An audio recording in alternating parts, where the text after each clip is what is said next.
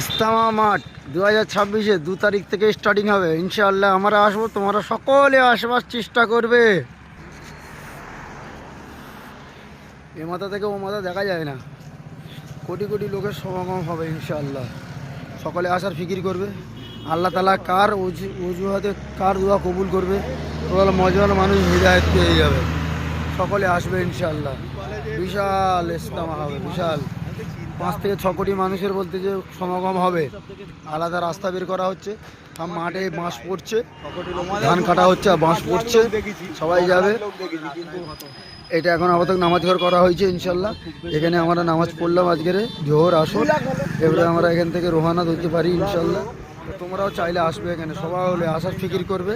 আর বেশির চেয়ে বেশি ভিডিওটা সকলকে শেয়ার করে দাও, যাতে সকলের কাছে চলে যায়, সকলে আসার চিন্তা ভাবনা করে।